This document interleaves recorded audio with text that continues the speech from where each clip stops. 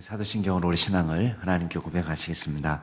나는 전능하신 아버지 하나님, 천지의 창조주를 믿습니다. 나는 그의 유일하신 아들, 우리 주 예수 그리스도를 믿습니다. 그는 성령으로 잉태되어 동정녀 마리아에게서 나시고 본디오 빌라도에게 고난을 받아 십자가에 못 박혀 죽으시고 장사된 지 사흘 만에 죽은 자 가운데서 다시 살아나셨으며 하늘에 오르시어 전능하신 아버지 하나님 우편에 앉아 계시다가 거기로부터 살아있는 자와 죽은 자를 심판하러 오십니다. 나는 성령을 믿으며 거룩한 공교회와 성도의 교제와 죄를 용서받는 것과 몸의 부활과 영생을 믿습니다. 아멘. 우리 찬송가 79장으로 하나님 찬양하시겠습니다. 79장입니다.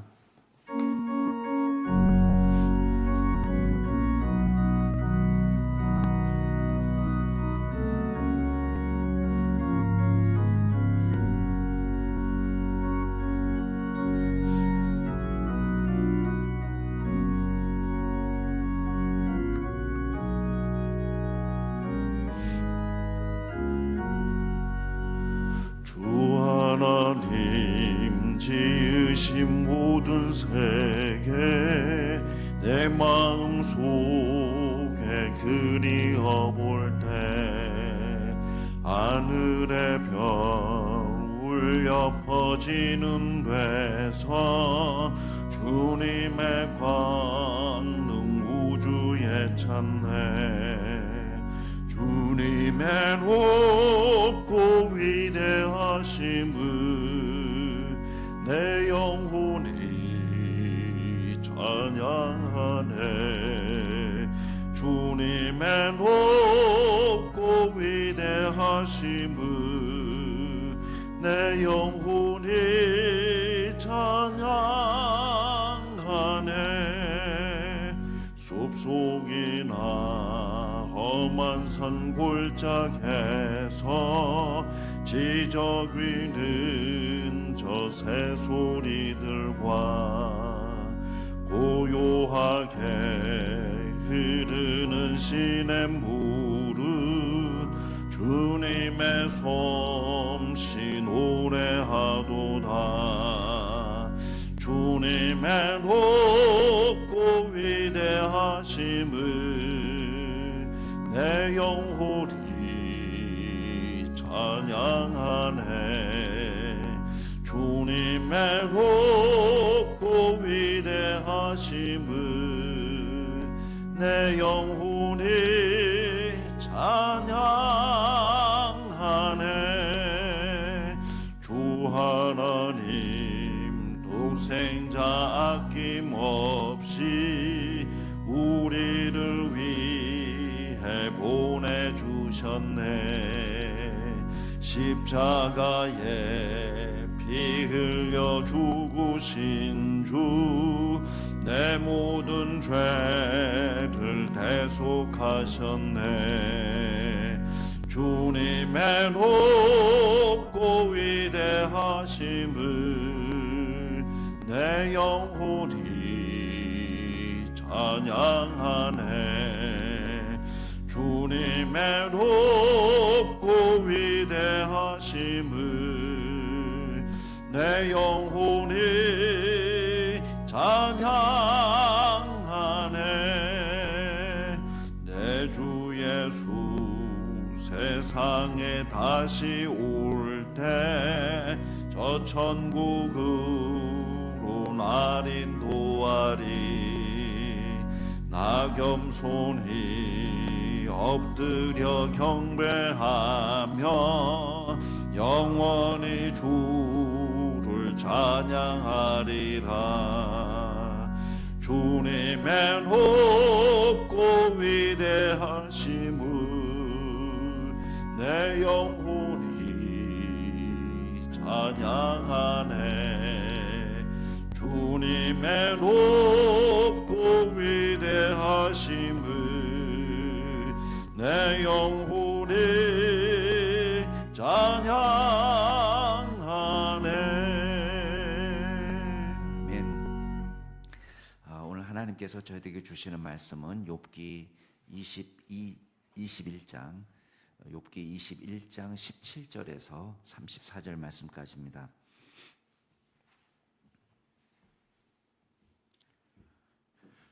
욥기 21장 17절부터 34절 말씀까지 제가 한 절, 여러분이 한 절 교독하겠습니다.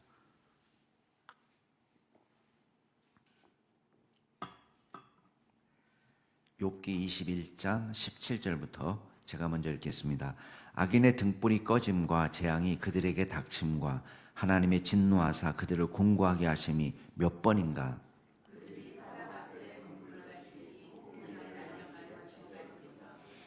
하나님은 그의 죄악을 그의 자손들을 위하여 쌓아두시며 그에게 갚으실 것을 알게 하시기를 원하노라.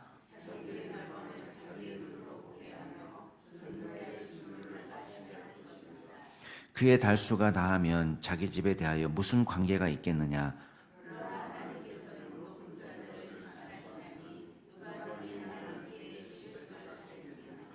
어떤 사람은 죽도록 기운이 충실하여 안전하며 평안하고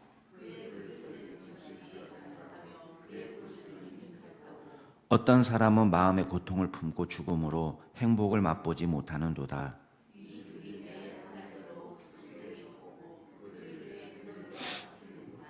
내가 너희의 생각을 알고 너희가 나를 해하려는 속셈도 아노라.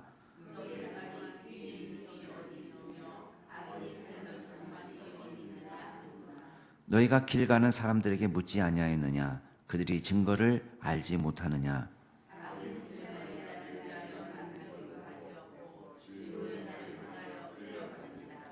누가 능히 그의 면전에서 그의 길을 알려주며 누가 그의 소행을 보응하랴?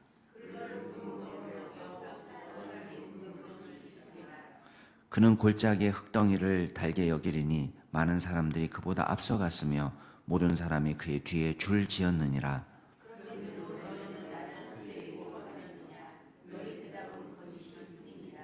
아멘.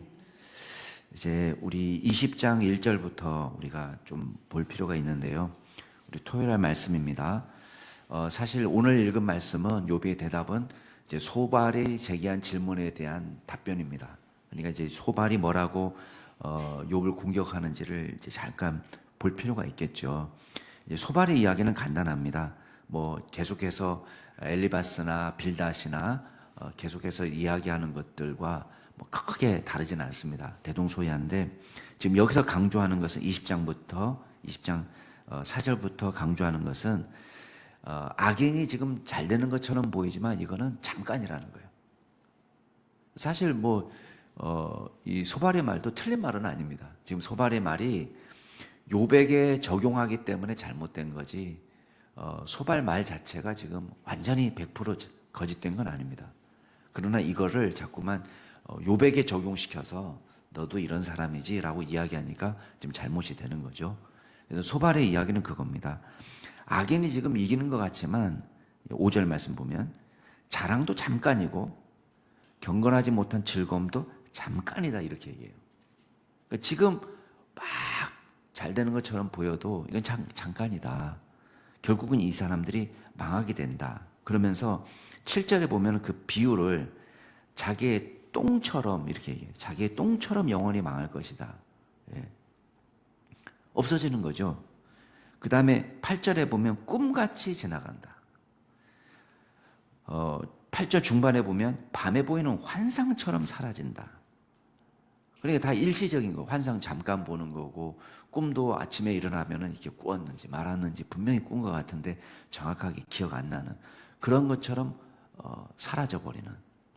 그리고 배설물도 귀하게 아무도 여기지 않고 그냥 사라져버리는 그런 것과 같은 처지가 된다는 것입니다. 그러면서 10절에 보면 그의 9절부터 그를 본 눈이 다시 그를 보지 못하고 그의 처소도 다시 그를 보지 못하고 없어져 버리는 거죠. 그 다음 자식들은 가난한 자에게 은혜를 구하겠고 빌어먹는 사람들이 된다는 거예요. 그도 얻은 재물을 자기 손으로 도로 줄 것이다. 그러니까 잠깐 있다가 사라져 버려요. 그 다음에 소발이 강조하는 두 번째 것은 뭐냐면 악으로 얻은 것 하나도 누리지 못한다고 이야기합니다. 부자가 될 수 있어. 그러나 그거를 너는 누리지 못한다라고 얘기해요. 그러니까 지금 욥이 그동안에 부를 쌓아놓고 잠깐 즐겼지만은 네가 지금 이 모양 이 꼴이 된 것은 네가 쌓아놓은 부, 네가 형통했던 모든 거 그거 다 하나 날려버린다. 이렇게 얘기하는 거예요. 그러면서 12절 보면은 그는 비록 악을 달게 여겨 혀 밑에 감추며, 예, 지금 악한 일로 계속 벌어먹고 산 거예요. 아껴서 버리지 않고 입천장에 물고 있을지라도, 자, 이거 꿀떡 삼키면은 이거 없어져 버리니까 너무 아까워서 입에 그냥 물고 있는 거예요. 그러니까 재산을 그만큼 아꼈다는 걸 말하는 거예요. 막 인정사정 없이 돈 벌고, 그 다음에 수단과 방법을 가리지 않고 막 아껴가지고 인색하고 막 재물을 쌓아놓고 그렇게 해도 어떻게 되냐? 이게 다 누리지 못할, 심지어는 그 음식도 창자 속에서는 뭐처럼 되냐? 독사의 쓸개처럼 쓴 것이 된다. 악이 오히려 해가 되는 일이 벌어진다. 재물을 삼켜도 다시 토하게 된다. 내 것이 안 된다 그 말이에요. 독사의 독을 빨며 뱀의 혀에 죽을 것이다. 17절, 그는 강 곧 꿀과 엉긴 젖이 흐르는 강을 보지 못할 것이고 수고하여 얻은 것을 삼키지 못하고 돌려주며 매매하여 얻은 재물로 즐거움을 삼지 못하리니 이는 그가 가난한 자를 학대하고 버렸습니다. 자기가 세우지 않은 집을 빼앗습니다. 자, 3인칭 단수로 이야기하지만 누구 이야기입니까? 네가 그렇게 했어 그 말이에요. 네가 지금 가난한 자를 학대한 것이고, 네가 가난한 자를 버렸고, 네가 세우지 않은 집을 네가 다른 사람에게서 빼앗아서 네가 네 것으로 만들었다. 욥을 공격하는 거예요. 정말 욥이 이렇게 해서 부자가 됐나요? 수단과 방법을 가리지 않고 부자가 된 게 아니잖아요. 근데 이 지금 소발의 공격은 네가 이렇게 나쁜 짓을 했기 때문에 이런 일을 당하지. 지레 짐작해서 욥이 살아온 모든 일생 전체를 다 부정하는 거예요. 그러니까 욥은 정말 팔짝 뛸 노릇이죠. 마음에 평안도 없고 기뻐하는 것도 보존하지 못하고 행복이 오래가지 못하고 풍족하나 싶었는데 바로 괴로움이 임하여서 모든 재난을 주는 자의 손이 그에게 임할 것이다. 재난이 너에게 임한다. 자, 세 번째 소발이 강조하는 건 뭡니까? 이제 악인에게 임하는 하나님의 심판에 대한 이야기를 하고 있습니다. 그래서 23절부터 보면 하나님이 벌하시는 것을 맹렬한 진노에 비유하고 이거를 비같이 쏟으신다. 비같이 쏟으신다. 그 다음에 철병거를 피하는가 싶더니 노타살이 와서 박히고 큰 두려움이 임하게 되고 그러면서 결국은 이 사람이 거하는 거처까지도 다 불로 태워버리는 것 같은, 하나도 남김없이 다 없어지는 것 같은 재앙이 임할 것이라고 지금 함부로 이야기합니다. 욥을 잘 모르면서도.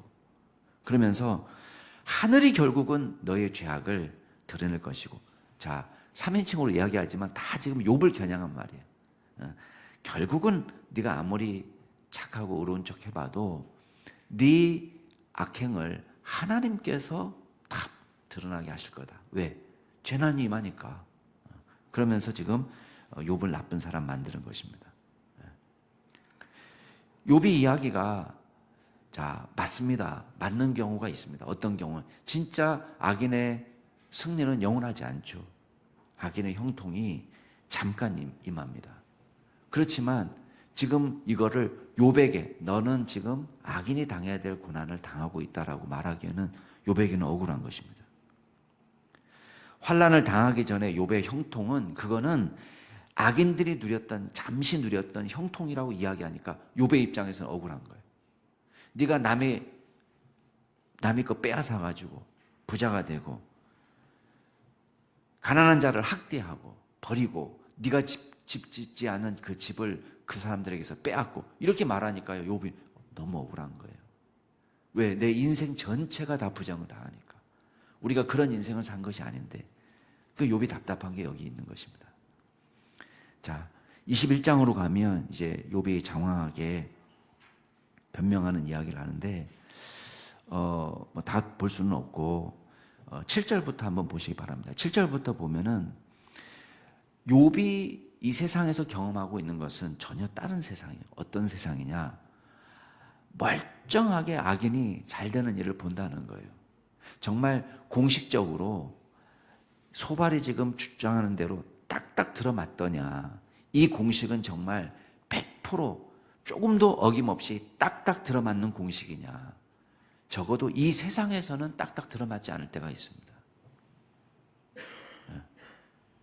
우리가 하나님의 영원하신 나라, 하나님의 심판대 앞에서 의로움을 인정받는 그런 은혜를 누립니다. 믿는 사람들이, 모든 믿는 사람들이 누리는 은혜입니다. 그렇지만 이 땅에서 우리가 살아갈 때는 우리가 괴로움과 고난과 어려움을 경험하기도 합니다. 오히려 정반대로 예수 안 믿어도 악인들이 형통하는 것을 보게 됩니다. 여기 보면은 7절부터 보면 생존하고 장수하고 그 세력이 강하고 조금도 위축되지 않고 그들의 후손이 앞에서 그들과 함께 굳게 서고, 예. 나만 잘 되는 것이 아니라 악인의 후손들도 잘 되고 그 자손이 그들의 목전에서 그러하다. 만약에 우리 윗동네 3대 세습한 사람들을 우리가 단순히 악인의 형통하면 잠깐이다 라고 말한다면 이 공식에 들어맞지 않는 거예요. 예. 김일성이가 그 나름대로 장수하고, 그죠? 그 나름대로 장수하고 형통함을 누리고 가고 그 아들이 또 죽을 때까지 배가 불러서 형통함을 누리고 가고 지금 3대 세습이 되고 있단 말이에요. 만약에 정말 소발의 주장대로 딱 공식이 되면은 이게 맞지 않는 공식이 되는 거예요. 근데 지금 욥은 그렇게 얘기하는 거예요. 악인들이 장수하더라. 악인들이 세력이 강하더라. 요만큼도 세력이 위축되지 않고 악인들의 후손이 그들 앞에 서서 대를 이어서 그 형통함을 누리고 이거 어떻게 설명할래? 라고 지금 욥이 묻는 거예요. 9절 말씀에 그 집이 평안하고 두려움도 없고 하나님이 매를 대시는, 아니 하나님이 매를 대셔야 되는데 그 매가 그들한테 임하지 않는 것처럼 보이고, 우리 속사정은 우리가 잘 모르지만 겉으로 볼 때는 그들의 수소는 새끼를 베고 암소는 낙태하는 일이 없이 새끼를 낳고 재산은 계속 불어나고 아이들은 그냥 양떼같이 그냥 밖에 내보내면 마음대로 뛰놀고 자녀들이 춤을 추고 소고와 수금으로 노래하고 피리 불고 날마다 파티잖아요. 파티하고 그들의 날을 행복하게 지내다가 잠깐 사이에 수월에 내려가는, 오래 앓지도 않아요. 골골하지도 않고 그냥 9988, 234 아니에요. 사람들이 다 소망하는 게 99세까지 팔팔하게 살고 한 2, 3일 앓고 그냥 죽는 거, 그거 다 그걸 소망하는 건데 이 악인들이 그렇게 하더라는 거예요. 멀쩡하게 잠자다가 그 다음날 소천은 야, 그 사람 잘 죽었다 할 정도로 편안하게 가더라는 거예요. 이걸 지금 어떻게 설명할래? 욥이 지금 묻는 거예요. 그런데 이 사람들은 죽을 때까지 회개합니까? 절대 회개하지 않아요. 14절 보니까 하나님께 말하기를 우리를 떠나소서, 우리가 주의 도리 알기를 바라지 않습니다. 이렇게 막말을 해도 하나님 앞에 잘 되기만 하더라는 거예요. 우리가 생각해, 야, 이런 막말을 해가지고 하나님이 확 벼락이라도 이렇게 하는데 세상에 하나님이 어디 있어? 막 이렇게 말하는데도 멀쩡하더라는 거예요. 욥이 이걸 얘기하는 거예요. 과연 정말 엘리바스나 빌닷과 소발이 말하는 그 공식이 딱딱 들어맞냐 말이에요. 그렇지 않다는 거예요. 16절 그러나 그들의 행복이 그들의 손 안에 있지 아니하니 악인의 계획은 나에게서 멀구나. 이게 악인의 행동에 따르면은 그들의 손 안에 있다면 어떤 일이 벌어졌겠어요? 당연히 벌을 받아야 마땅한데 그들이 행한 손 안에 있지 않더라. 우리가 이해하지 못하는 행복이 있더라. 그런데 자신은 어떻게 살았다는 거예요? 악인의 계획은 나에게서 멀다. 그 말은 뭐예요? 나는 그렇게 살진 않았다. 그렇게 나쁜 놈으로 살진 않았지만 나에게는 악인들의 형통과 정반대 일이 나에게 벌어지고 있다라고 말하고 있는 것입니다. 자, 오늘 말씀도 뭐 크게 다르지 않습니다. 여러분 뭐 시간이 많이 갔지만 제가 금방 요약할 수 있습니다. 첫 번째 반론은 뭐예요? 이제 17절부터 계속해서 얘기하는 것은 지금 자기가 이해할 수 없는 것은 악인들이 과연 악인들이 하나님의 진노로 공고함을 경험하는 것이 과연 몇 번이나 됐냐 이거예요. 자기가 볼 때는 몇 번 안 되더라는 거예요. 그러니까 정말 하나님께서 제발 이 사람들에게 이 진노, 하나님의 진노를 알게 할 수 있으면 좋겠다 말이에요. 근데 자기가 볼 때는 멀쩡하게 장수하고 있는 거예요. 그러면 결국은 자 21절 한번 읽어보세요. 그의 달수가 다하면 자기 집에 대한 무슨 관계가 있느냐. 이거 뭐냐면 달수가 다한다는 것은 명이 다해서 죽은 거예요.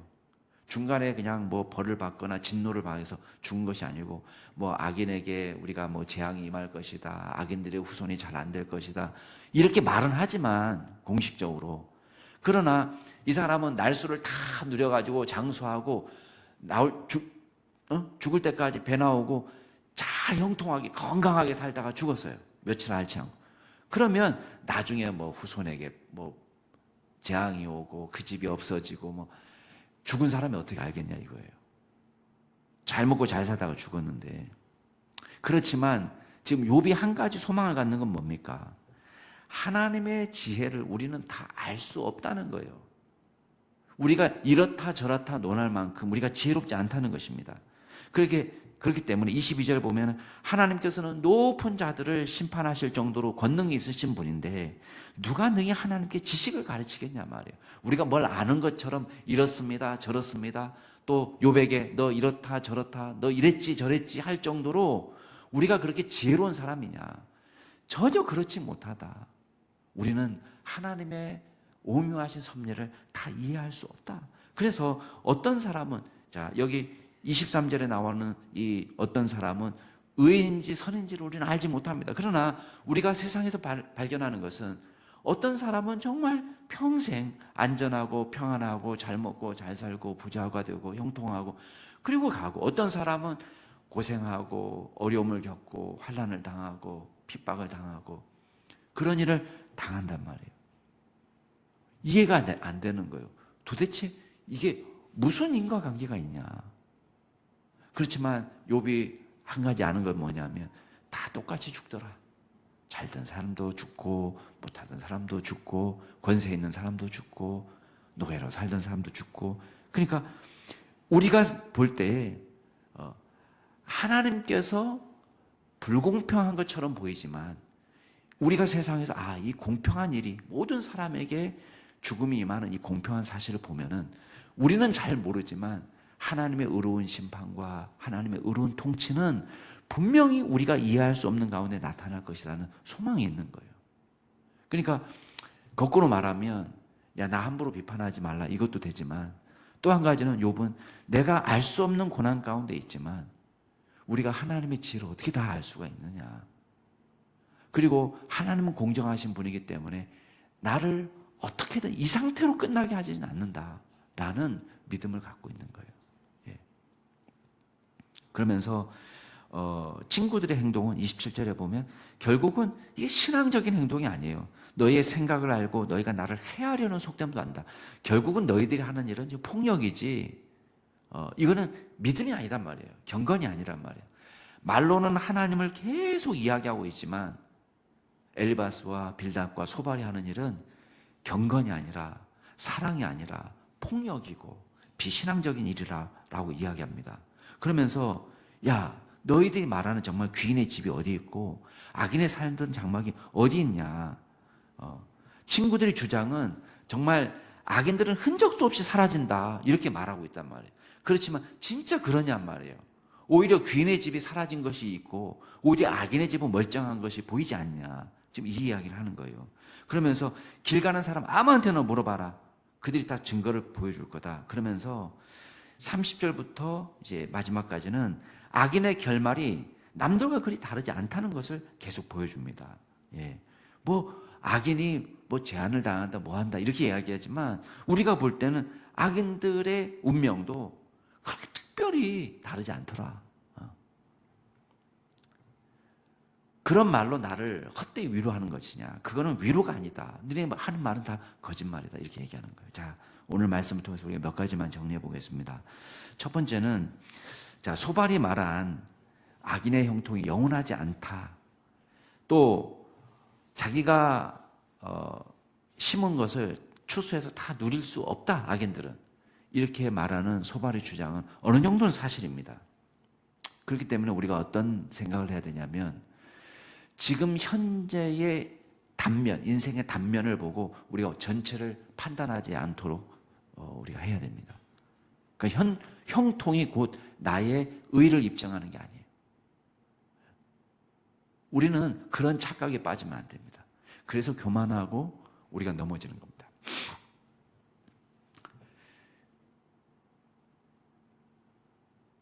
사업을 하면서 잘 될 수도 있고, 또 우리가 인생에서 가장 최전성기를 보낸다고 생각할 수도 있습니다. 그러나 지금 이것이 나의 의의 증거가 된다, 이렇게 생각하시면 안 됩니다. 우리는 그래서 늘 겸손해야 돼요. 때로는 우리가 좋은 인테리어를 위해서는요, 사진을 딱 찍어 놓으면 인테리어를 한창 진행하는 동안에 사진은 어떻습니까? 엉망진창이죠. 먼지구덩이죠. 우리도 이 교회를 이게 꾸며놓을 때 그 인테리어 하는 모습을 제가 처음부터 끝까지 보았습니다. 거의 매일 나와서 이게 일이 진행되는 걸 보는데, 지금은 깔끔하게 보이지만 공사 중일 때는 엉망진창입니다. 여기가 난리법석이고 먼지가, 그런 먼지가 없습니다. 여러분, 그거를 딱 보면 이거 망하는구나. 그 사진만 딱 찍으면 이거는 폐허구나. 아니에요. 폐허가 아니에요. 지금 공사 중이에요. 공사 중으로 정말 완성을 향해서 나아가는 중입니다. 그러니까 여러분이 악인의 형통을 보면서 이거 의의 증거구나 라고 생각할 필요도 없고, 의인이 지금 한창 하나님께서 공사 중에는 그 광경을 보고 얘 망했구나 이렇게 생각해서도 안 됩니다. 두 번째 우리가 기억할 게 있습니다. 그렇기 때문에 형통이 과연 복인가? 이렇게 질문해야 돼요. 어떤 사람에게는 형통이 저주일 수도 있습니다. 욥은 악인의 형통을 고발하고 있습니다. 여러분, 이 사람들이 그렇게 죄를 지으면서도 형통하니까 뭐라고 말합니까? 하나님 우리 믿지 않겠습니다. 우리를 떠나십시오 이렇게 말해요. 지금 경거망동하신 거죠. 우리가 주의 도를 알기를 바라지 않습니다. 이렇게 얘기했단 말이에요. 여러분, 얼마나 경거망동입니까? 이 사람에게는 형통이 복입니까? 저주입니까? 저주가 되는 거예요. 저주가 되는